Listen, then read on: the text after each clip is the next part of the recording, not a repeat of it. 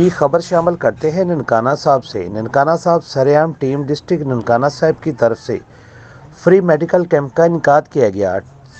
Team सरेआम की तरफ से मुकामी दारुल मान ननकाना साहब में ख़वातीन के लिए फ्री मेडिकल कैंप का इनकाद किया गया, जिसमें डॉक्टर ज़िले नूर डॉक्टर ज़ैदा रसूल ने ख़वातीन का मुफ्त चेकअप किया और सरेआम टीम ख़वातीन विंग की सदर मोहतरमा शेजा हाशमी की तरफ से मुफ्त दवायात फराहम की गई। इस मौका पर सीनियर नायब सदर मोहतरमा ज़किया रानी, जनरल सेक्रेटरी शोबाना नाज ने शिरकत की। Report Mohammad Asghar Ali Rahmani, bureau chief Punjab. जी।